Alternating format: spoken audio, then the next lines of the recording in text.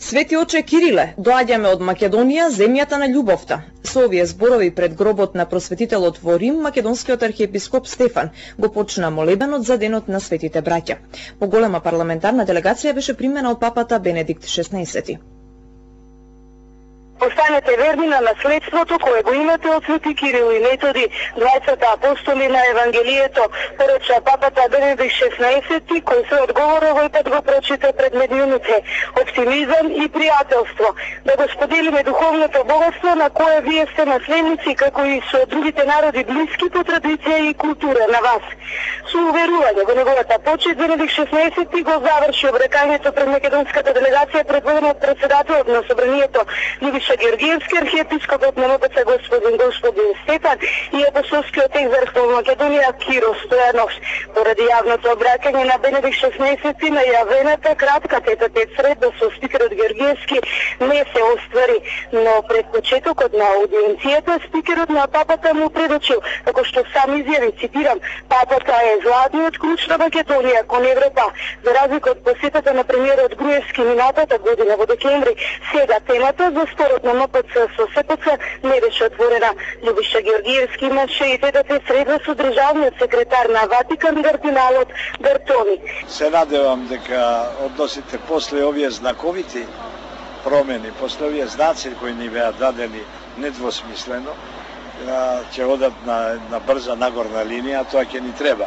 Чествувањето во Рим заврши со молебенот на гробот на Свети Кирил во базиликата Сан Клементе, чимно чествуваше архиепископот Стефан заедно со владиците Тимотеј и Климент во присуство на представници на Ватикан и свештеници од католичката црква во Македонија.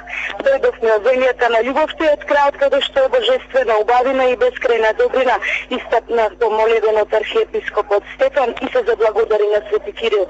Цитирам, за божествените прсти на мојот народ му ја напиша слободата од гревното робство. Од Рим за Ајден телевизија се јави Билјана Ставрова.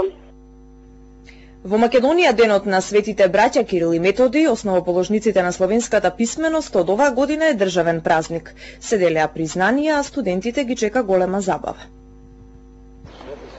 Македонија за прв пат со државен празник ги слави светите браќа Кирил и Методи.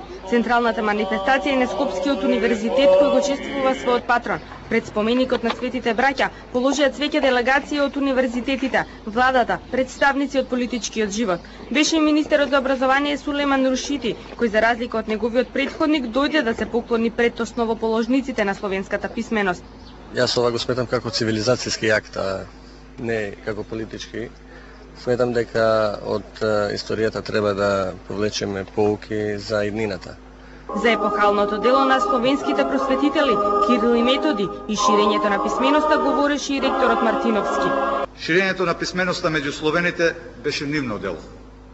Меѓутоа, една од пораките што зрачат сушност е европеизација на Македонија. Доделени беа и признанија. Чествувањето на празникот продолжува со свечена академија и голема забава за студентите.